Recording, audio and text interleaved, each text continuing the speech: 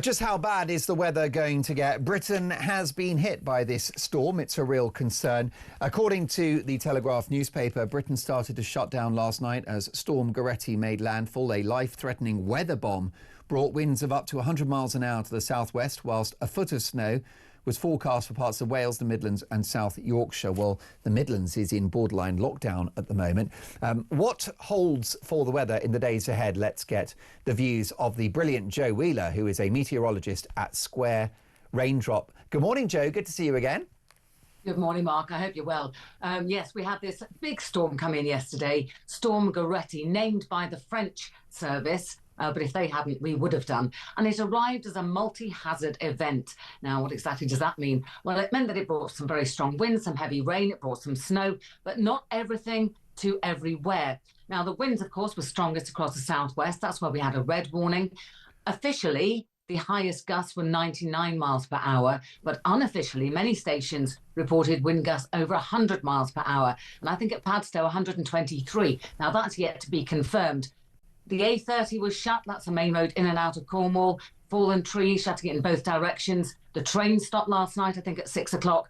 Many places are without power this morning. And not just in Cornwall as well, parts of Wales and the Midlands. Because as this storm moved through, that's when it started to fall as snow. It closed Birmingham Airport last night.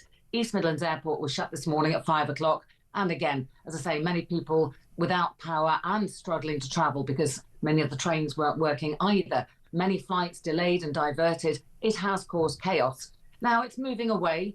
Recently it was snowing quite heavily in Nottingham, and it's going to make its way through the East Midlands, and it's slowing down now. So in fact, as a rain event, it's going to affect central and eastern counties, and with that some fairly blustery weather too. Have to say in all of this, Scotland and Northern Ireland not really affected very much. They've already had snow showers over the last 4 or 5 days, and once again schools are shut in parts of Scotland. Ice, I think, is more of a risk there. But this is all going to move away. Things become drier from the west, and you think it's all calmed down. Now, what I would say, Mark, is that usually you see when we have cold air across the country, and that's cold air that doesn't want to move. It's very sluggish. And then we get something coming in from the west, which is slightly milder. There's an undercut. We get snow, but then the air becomes milder behind it, and everything just turns to rain. But that hasn't happened this time. As this storm moves away, the cold air is coming back.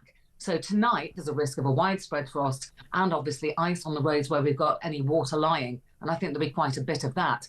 And then, as the cold air returns for the weekend, we get a system coming in for Sunday, which once again, as it moves into that cold air, could give some potentially disruptive snow. And of course, I mean, far be it from me to say you're the expert, Jo, but I would suggest that ice is in some ways worse than snow.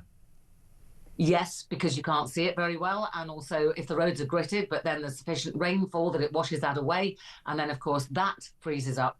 Ice is always incredibly dangerous. And in this country, it's handled really quite well with the gritters, etc. But that doesn't alter the fact that some roads and pavements will be invisibly really quite dangerous. So, I mean, that is something to watch out for. But we've had this cold air across us now for 7 to 10 days. And so I think we're getting used to that. The only difference being that initially it was a very dry cold. Certainly for central parts of the country, there was nothing on the floor to freeze up. This time there will be, as this storm has gone through, as the snow melt, and obviously we've got snowfields over Scotland, so temperatures there very low once again.